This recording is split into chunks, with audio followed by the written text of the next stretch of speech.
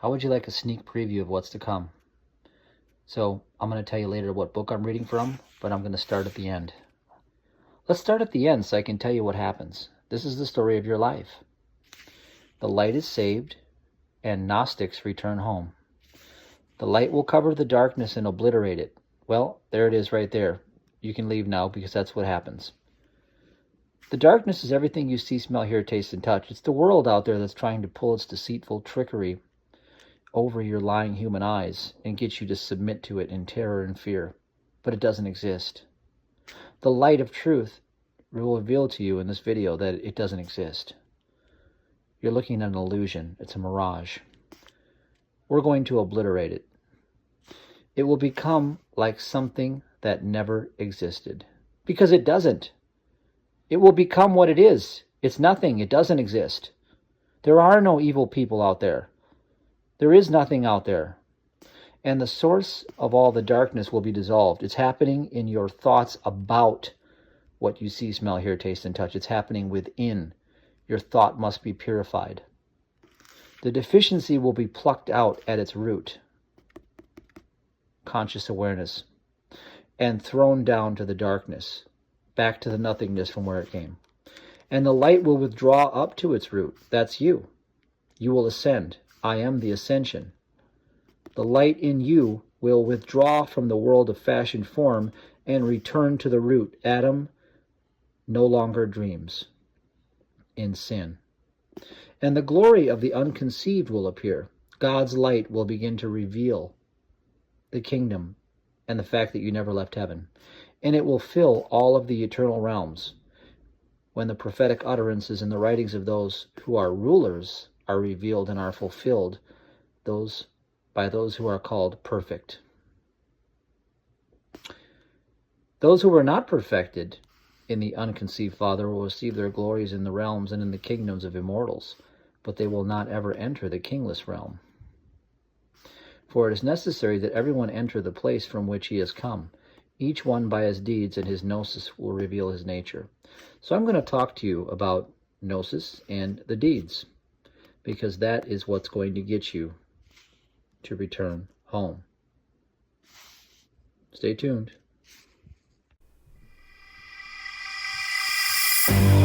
I am of the pure mind of God. I am the resurrection and the life in my body, my finances, my relationships, and my world. I qualify everything in my world with perfection. I am perfection. I am this perfect day, and the life that lives in me is the light that cannot fail. I accept only God's perfection, His good, in my outer circumstances. I know in my heart that God is all in all. I am absolutely not concerned about what happens, because I know wonderful things are happening now. Well, greetings. I decided to take another walk. Just checking out this beautiful day and just working on slowing my brain waves back down. You know, there's a lot of new things that are happening in my life, and one of them is that I'm engaged with a lot of people all the time. And, you know, I'm pretty adept at going into flow state. I'm pretty used to it, pretty used to staying in that mode. But when you're around a lot of this chaotic world mind quite frequently, you have to just check yourself and remember that nothing good comes from it. It's just a bunch of busyness. It's a bunch of work. It's a bunch of, you know, false success. It's the appearance of success at the expense of really everything that truly is important. And they used to call it, you know, keeping up with the Joneses, right? And so the fine line that you learn to walk is how to be in the world, but not of it. You know, how to mingle without commingling your spirit into the flesh mind. This really takes work. You know, I realize that, you know, for the past decade or so, I've just been immersing myself in spiritual studies, and it's paid off tremendously. It's handsome. I mean, it's got me to the point where I train like a pro athlete. You know, I mean, all my well-being is restored from, you know, being bedridden with Lyme disease and, you know, going through the bankruptcy that ensued from that. Well, you know, I've been able to witness companies grow and do millions in sales, and to be able to build all of the dreams that I really wanted to do with least effort, really. And the one thing I notice is that the world puts so much effort in. There's so much effort going. And I just want to talk about that. When you're putting so much effort into doing something, the chances are your focus is all wrong and you're doing all of the useless activities. Okay? So let's talk about just success in general.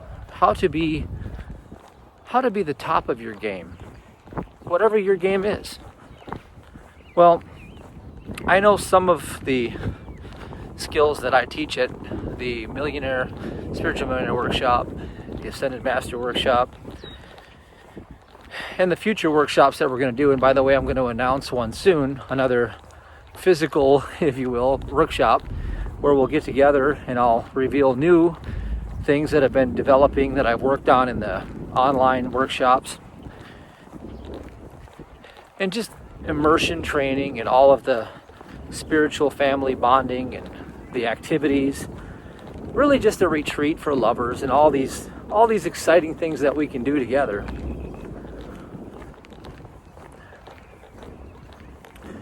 I've learned a few things along the way. And I've learned, first of all, that nothing is ever as it first appears. Often when you see success and you think, gosh, it looks so daunting. You know, if your idea of, let's say you make $50,000 a year and you want to make $1 million a year, it really looks daunting in the beginning when you think of how hard and how much energy you put in. You know, you're like, oh, I'm working so hard, and, you know, I've tried everything and I just, you know, just stuck at this income level. Well, the reality is, and I know from personal experience, is that I've had years that have been way more than 7 figures, and some of those years I've done nothing other than just love my life and live every day as if it's like the easiest thing in the world. And so it brings me to the conclusion that I want to share with you, and I really want you to take this in. I really want you to see this for what it is, and it's going to take you a lot of courage to embrace this. But if you do, you're going to be putting a lot of faith and trust in the right things and taking your attitude into a whole new dimension of receivership of good. So the idea is that whenever I was feeling as free as the wind, like right now, you can see the sunlight's beating down and the wind is blowing and it feels incredible. When I'm feeling as free as the wind, I'm able to tap into the divine mind. In other words, I'm shifting the left brain dominant reasoning mind, struggle, frustration, anger, fear. All of these states come from being in your reasoning mind. Because you're dealing with a mind that is trying to control reality, and yet it doesn't have a clue what reality is. And ultimately what you want to do is you want to move the energy of the you know, if you'd call it your brain, you want to move it to the right side, into the intuitive meditative state, those beta brain waves from the left brain, those high beta, have to come down to alpha and ultimately into theta even. And when that happens, you begin to detach from the world. And what I mean is you become the witnessing presence of the phenomenon, almost like you're between the worlds. And the similarity is that it begins to feel like when you wake up in the morning, when you're half asleep and you're half awake, and you remember that you were just in a dream and you're just coming out of it, what you think is the waking state, and you're like, gosh, that was so real and I can almost feel it still. You really want to work on your brain waves so that you can remain as close to that as possible, even when you're walking through the valley of the shadow of death, which is the empty world mind in all of its emanations. Remember what I said a long time ago, and I'll say it again and again and again. In the Gospel of Truth, in the Nag Hammadi library, the world is an empty carcass. She worked vainly on her fashioned form, and she knew not the truth. She was material substance that is perceived by what you would call your left reasoning brain in the beta brainwave state.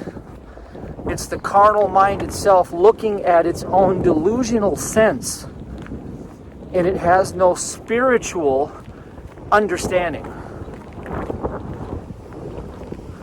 We want to gravitate away from that. And I find it interesting that no matter where I am, the wind seems to blow. The wind of spirit just seems to blow.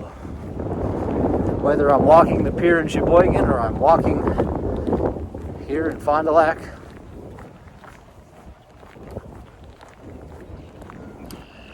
it's rousing the spirit.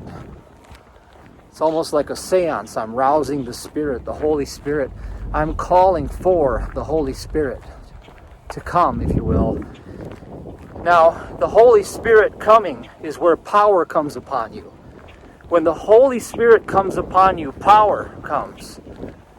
And without power, you can accomplish nothing. But you see, with power, you can go from 50,000 to 1 million a year to 10 million, whatever you want. You must be in your power. Your power has nothing to do with the carnal flesh. It has everything to do with identifying yourself as the living Christ by removing the personality of all of your troubles and concerns and accolades and scholarships and your material substance and your wealth and all these things. Anything that you're holding on to out there, anything that you think has good or evil power out there, that's coming to thought and arguing for the position of, well, hey, this is a real thing, you really need to pay attention to it, is robbing you. It's the thief robbing you of your ability to be in your power. Your power comes when you drop the world together, all of it. There are no persons, conditions, or qualities of good and evil in anything out there. There is nothing out there.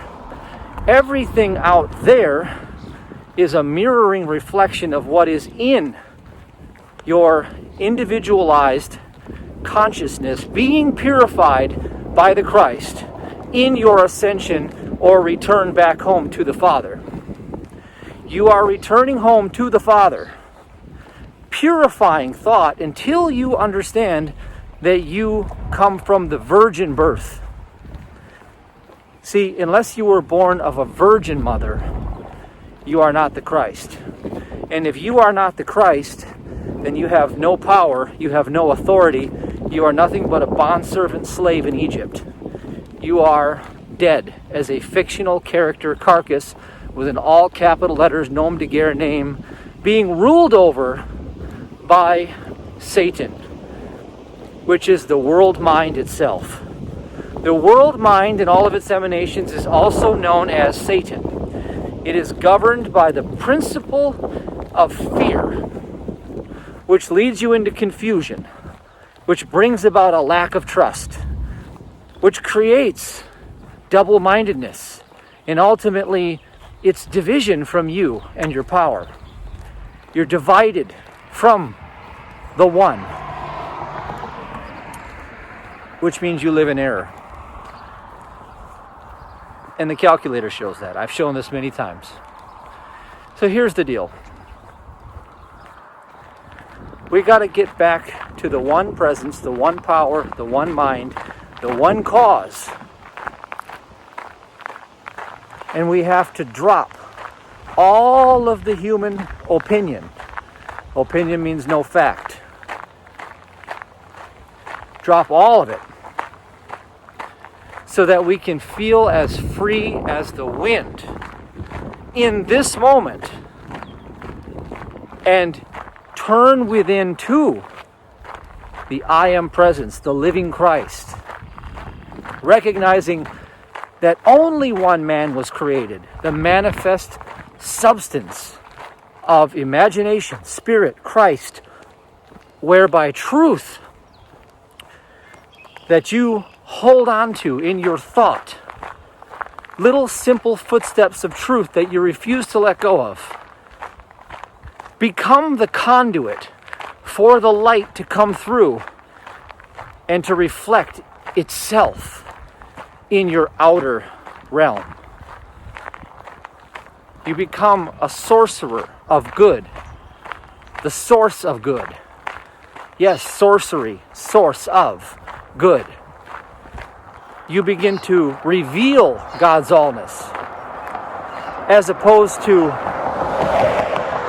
little petty games of trying to manifest good.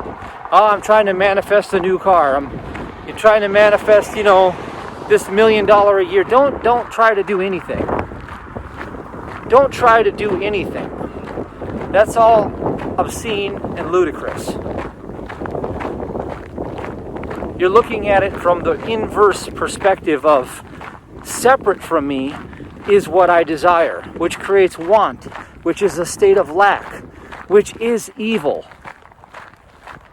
The opposite of love is guilt, and it comes from want, shame, condemnation, and it is the state of hell. And it comes from identifying with the carnal mind of this world, which is Satan. And so the man of the flesh, all children of flesh, are Satan's children. Because the only thing that perceives children of the flesh is the satanic carnal mind that observes a physical world outside of itself and yearns and longs for what it is deficient in and always strives to try to improve itself. The Christ mind does none of this. The Christ does not need to improve anything because it's complete within itself already. All that we have to do is turn to the Christ mind and reveal that which is. And we do that by turning away from the world altogether until we are as free as the wind in the joy-filled blamelessness of what we would call the little ones before they become adulterated. And we begin to follow that creative bliss, that excitement that leads us moment by moment, only for the sake of experiencing the excitement, into more fulfillment of desire from within ourselves. And by doing this and recognizing that we are the children of God and that we are by grace endowed with divine inheritance because of the will of God. You see, inheritance and will, it's all being mimicked in the counterfeit world of fiction. If your parents have an inheritance for you because of a will that was set up and you just have to come into it through maturing, that's all the fictional play of the carnal mind in a world that never existed, in a simulation, a fictional episode of life which never happened. But it points you to a truth in a spiritual realm that is a fact, and that you have been given all by grace already by your spiritual Father, who has no adversary, who has no other power competing with itself, and knows nothing other than its own Son that it begotten, called the living Christ. The living Christ is the only manifest creation born of deity, and there is no other. Therefore, I am that I am. As the ancients said, Ami yet Ami. I am that I am. The living Christ is me. I am complete. I turn within to my complete fulfillment of joy in this moment, of recognition of goodness as the only cause that can come into being. And I denounce all claims that are contrary to this. I hold steadfast in patience, waiting upon the Lord to deliver me from the adversary, which means that reasoning carnal mind that is holding me in fear, trying to get me to believe in all of the lies of all the fictional people out there, of all the causation of evil and my personal history, and oh, look at, there's a source of disease, and there's a lack and a famine coming, and the governments are destroying everything, and all of this emanation of evil was never created by God. So I wait patiently upon the Lord, knowing that goodness is the only cause in existence, and that divine love is the only principle of power and governance and authority, and that God's will for me is to prosper. Jeremiah 29:11, for I know the plans I have for you, to prosper you and to give you hope in a future. God wills His good for you. That is your estate. It is your recognition of this truth that bears the fruit that has already been given to you. You do not need to strive or to chase or to pursue any good thing. In fact, all of that natural instinct within you to go after the things of this world was born of this world in trickery and deceitfulness, and can lead you only to the pit, which makes you stumble and to fail. To fail in your objective. And that objective is to ascend and become an equal with the Christ. There is no other objective that is worthy of your moment-by-moment pursuit. Every other propensity within you to go after the things of this world is a deceitful trick of the enemy to get you to stumble into ignorance, in a pocket of deficiency, so that lack and want shall come upon you and deter you from the right side into the left side, and all of the energy gets put down into the pit of hell, the states of hell consciousness. Oh, I don't have what I want. It's so evil what they're doing to us. I just can't get ahead. I don't know what I'm going to do to make ends meet. And you see, you get caught in this. And this is nothing but a dream. It is the Adam dream because of two powers of good and evil that you're ascribing out there, which doesn't exist, by the way. Looking through the zero is the world. It's nothing. It's a zero. There's nothing there. So you just pop back out and you remain still. Exodus 14:14, and God will fight my battles. I pull back my consciousness from the world, giving no power of good and no power of evil to any of it, because it doesn't exist. There's nothing there. And then I recognize that the fruits of the Spirit are the only manifestations within God's kingdom, God's world that I am forever firmly rooted in my true identity, my true life, established forever with God. Genesis 1, in the Garden of Eden. Once I turn away from that serpent, the world mind itself, then I restore myself. Okay, so I was on a rant and I realized that the camera stopped recording, so let me pick up where I left off. And what's really nice about this is that I got back into the flow state pretty quickly, and I feel pretty good about it. You know, no monatomic gold, no nothing. It's just, I just unveiled the garden. I'm in the garden right now. So if you want to tune in with me and you want to be in that space, let's be in that space together. For when I have my heart set on the things that are God's, and when my mind is firmly fixed on the truth of being, that I am born of a virgin mother only. I was never born of this world. I never left heaven.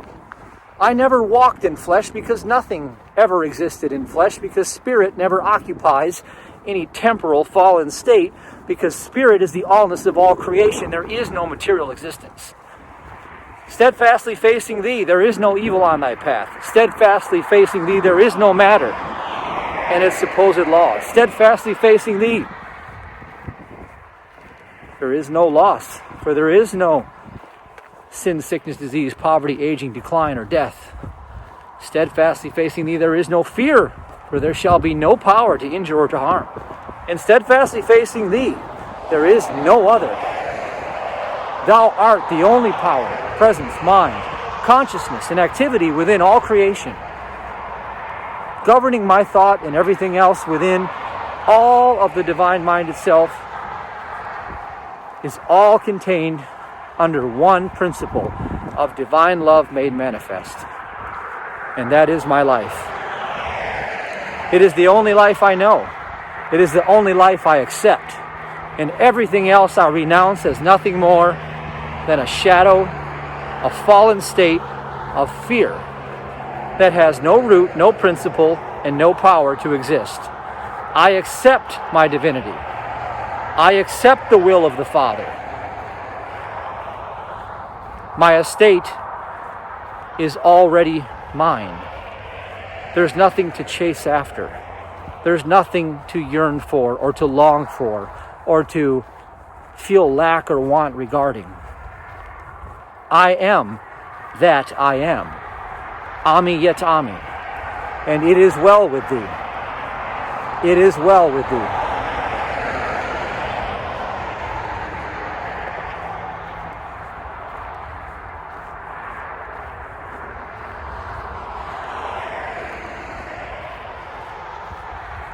And nothing needs to be spoken.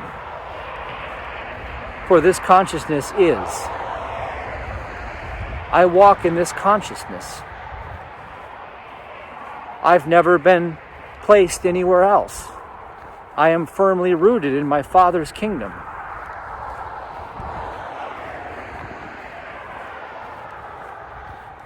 And you see, the more I hold on to this, and I give the whippings to the false, indoctrinated ideologies of the carnal mind,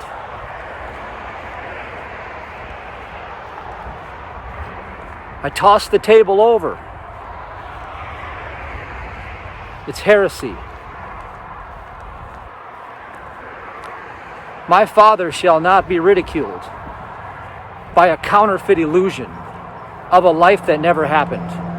A life of mortality, a life of suffering, a life of strife.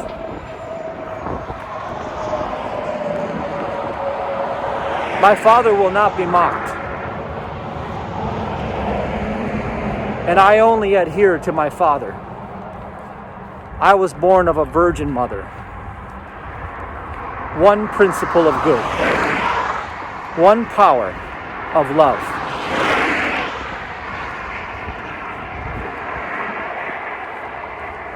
And I find it amusing that the more I enter this New Jerusalem, the louder the carnal mind tries to get. The more agitated it tries to become.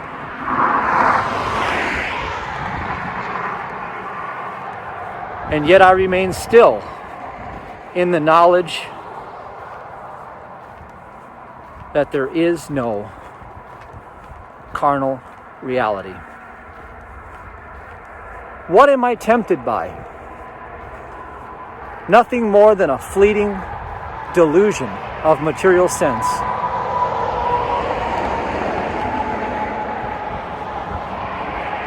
What shall I fear other than turning away from my Father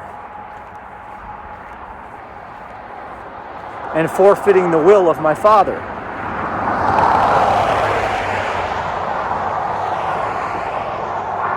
My inheritance is from my Father. All the good comes from my Father. I'm a trust fund baby. I don't have to prove myself to anybody. My Father's good name already has proven. All that needs to be proven for me to walk in my inheritance.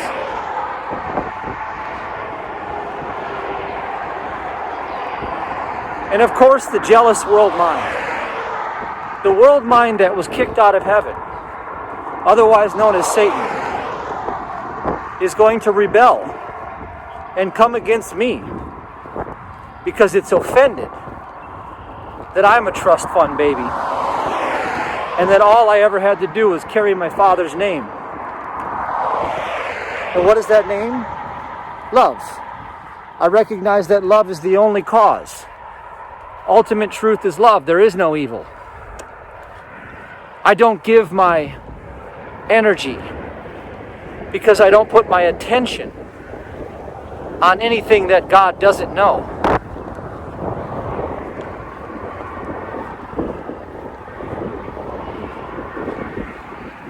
And so therefore there's nothing to consider as a worthy threat other than turning away from my Father's inheritance. For if I turn away from my Father's inheritance, I will become a beggar. I will become a prodigal son, lost in this world, unable to bear the debts and burdens of this world. You better believe that. You see, when I give a tenth to all that belongs to God and I tithe, it's not because my Father needs my 10%. It's because I recognize my need of my Father is only overshadowed by His love for me. My vulnerability is my strength. I am not haughty and proud in the ways of this world. I'm poor in the spirit. I have emptied all of my capacity to operate in this world. I became a trust fund baby, born of a virgin mother. And I turned and put on that name and said, it is me. Yes, it is me, the son of the Virgin Mother. I do carry the name of Christ, the location, name, offspring, because that's the only emanation that ever was created. And as I take possession of this, it doesn't matter what happens out there, because there is nothing out there. And if it comes against me and makes accusations, it is the accuser, by the way. It is the legalist. It is the accuser. I don't try to argue for my position. I turn to my Father. And I recognize that my Father alone is. There isn't Matthew in the world and some other people. There's just my Father. There are no persons or conditions or qualities of good and evil out there in a physical world that was never created. The presence and power of God is now. The kingdom is here. Right where I stand is holy ground. There is no other. I know no other. I shall fear not what man can do to me, for there is no other man.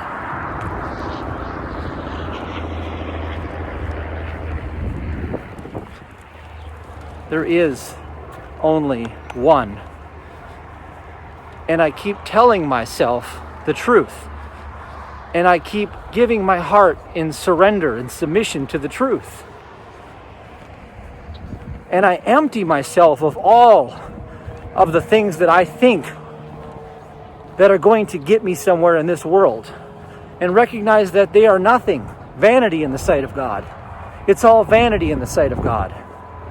It's because of my good name that my inheritance flows to me, because I'm obedient to one mother, to the Virgin Mother. The divine marriage is me as the bride of Christ. I shall not commit adultery and be born of this world, pursuing the lusts of the flesh. This world has nothing to offer me. I've already been given everything. My inheritance. I am a trust fund baby. My resting is my receiving. My resting, my concern. I am absolutely not concerned, because I know wonderful things are happening, because God is all. And you watch what happens to this environment around here after I continue with this consciousness, walking through this agitated place of noise and chaos, and it will clean itself right up, just like Sheboygan did. It'll clean itself right up. When I first got to Sheboygan, and I began walking through that place, all of the carnal emanations of drug use and just poverty, and a lot of things were just presenting themselves. It was not a very pleasant sight to behold. And I kept rooted in the truth, knowing that there is only one creation. God's kingdom is right where I am, and I began qualifying everything in my world with perfection.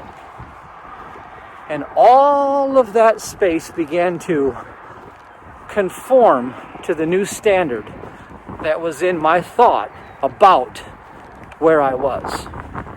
I didn't try to change where I was. I changed my thought about what I think I saw. And I qualified it with truth. No, there can't be a drug addict right there, because only God is right there. There's only one mind right there, and that mind only craves wisdom. It doesn't crave a false substitute and doesn't have a false appetite. No, there can't be loud, agitating, constant noise and chaos and confused minds walking where I am. There's only one mind right where I am, and it's forever at rest, at peace within itself. It's forever beholding its own comfort, because harmony is the only operational system in all of its mechanics. There's nothing else but harmony here. Any appearance of disharmony is nothing. It lacks for good. Therefore, it has no root. So I turn away from it. And see, we begin doing this everywhere we are. God is all. God is love. Remember the PTT? God is all. God is love. God is all. God is love. God is all. God is love. So God moved me to this area now. So now I get to spiritually clean up this area.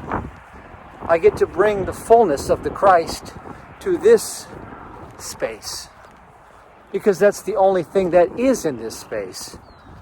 And I get to reveal it, because right where I am is the fullness of God and nothing else. And so all of the emanations that come forth in the outer, my extended body, as you would, I begin to purify my thought about those things, recognizing that there are no external things.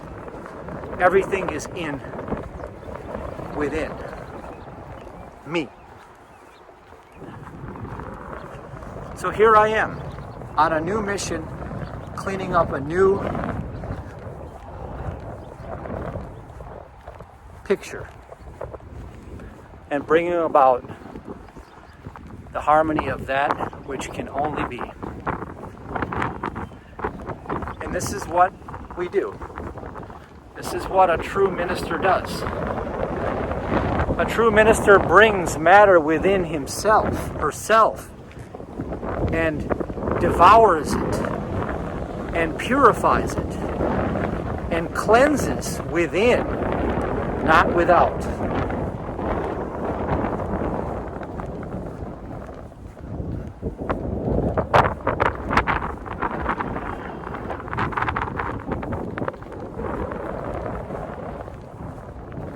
And now I just walk in it.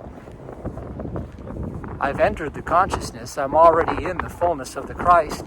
All of the left brain has shifted. I've gone into alpha brain waves. I'm sitting in the alpha brain wave. I've been declaring the truth in my heart. Now I just persist, waiting patiently on my Father's instruction. There's nothing for me to do other than wait patiently for my Father's instruction. And when a divine idea comes, I don't argue with the giver. I move and I act. I wait patiently upon the Lord. And when the divine idea comes, I move and I act. And that's what brings about the revelation of the new good. The good you're seeking is seeking you, but you must yield to the truth, which means to forgive. To forgive means for and give. It means to yield before truth. It means to know the truth that sets you free. To know no other cause other than one principle of divine love. That's it. You see, I'm obsessed with doing this. And I prioritize this.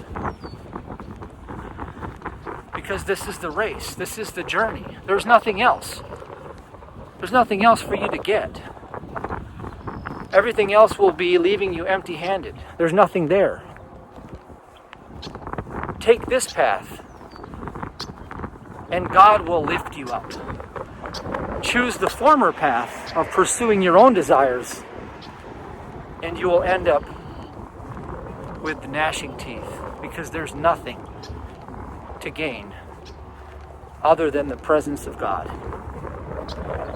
That is the Christ message.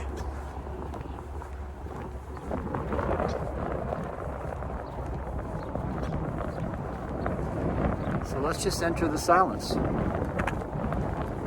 and let's listen.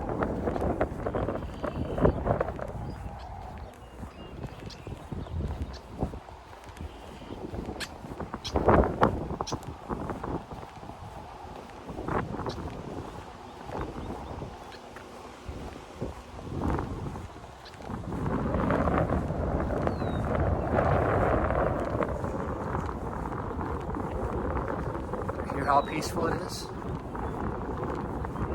This is the peace that you're looking for. This is the space that you want to remain still in. This is where all that is begins to appear as the solution to whatever seemed to have been troubling you. This is where the strength of the Lord begins to resurrect you into the spiritual life, the divine idea that you are.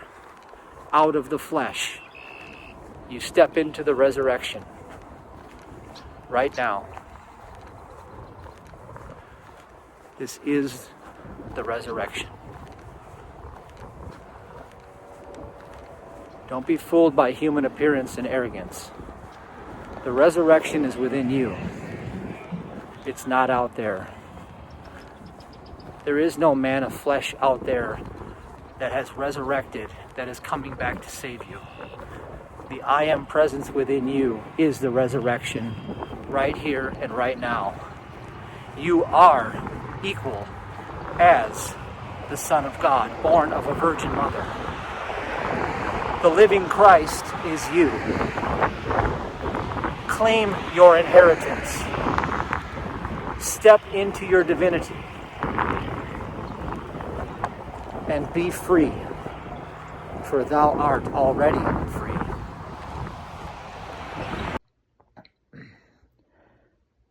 I'd like to read to you now from the Gnostic wisdom in the Gnostic Bible. The Nag Hammadi Library has these ancient texts. So I also have these books in my possession, so I want to read to you regarding what I just talked about in my video and just show you where this truth originates from, on the origin of the world. Now we're going to go here to this part, the blessed innocent spirits, and I'll read this to you. Now I came to the main points about immortal humankind. I shall explain why the beings belonging to the immortal human are here. When a multitude of people came into being through Adam, pause. A multitude of people came in through Adam. Adam is the carnal mind. I was talking about that on my walk. That's what it means. It's the carnal mind. The people came in because it's observing its own delusion, who was fashioned and from matter. See? There is no matter. This is the carnal mind. And when the world was filled with what? With people, ignorance. The earth that you walk on through the carnal mind is not the world God created. The rulers reigned over it. There's your people right there that are enforcing all their mandates and their tyranny and all these things. They're the rulers. They reign over it. That is to say, they held it in ignorance. Well, it doesn't fall too far from the root.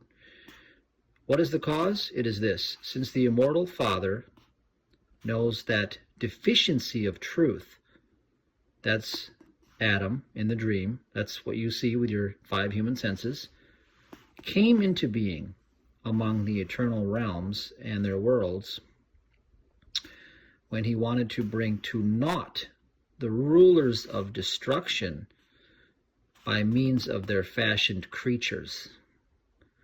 Those are earthbound bodies of flesh and all the bodies of knowledge that come along with it, all the sciences, all of the opinions of man.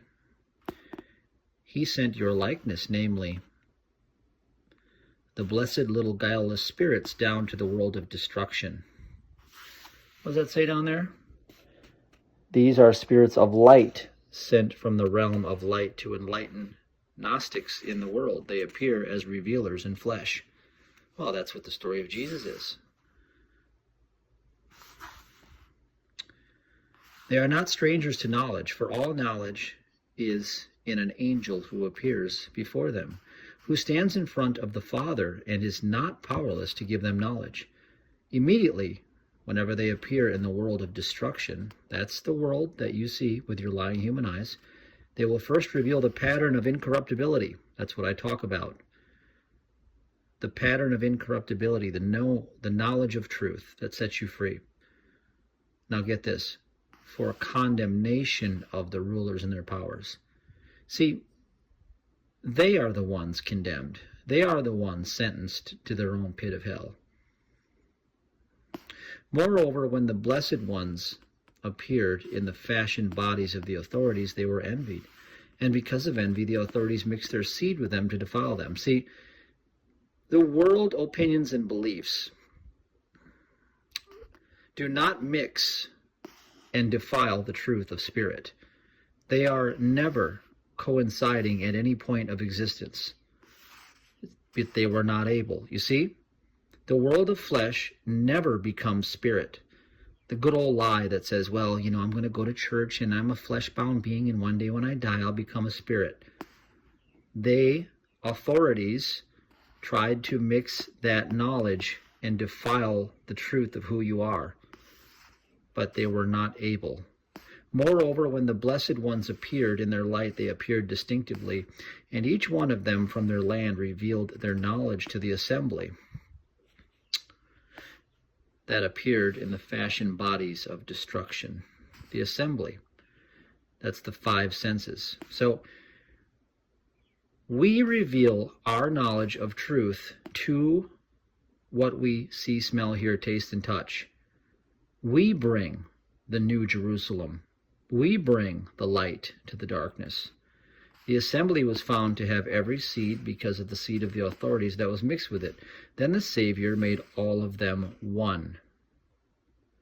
See, back to the one. We're leaving the zero, the nothingness of the world of fashion form, and we're returning to the one. One man, one creation, the Savior, the living Christ.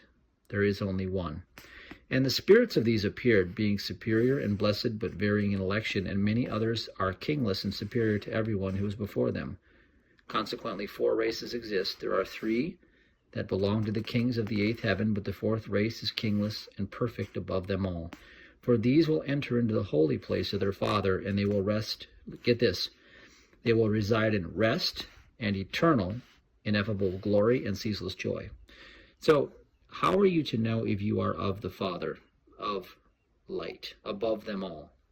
Well, through your rest, knowing the truth, resting in peace. By the way, you should use the app that I created.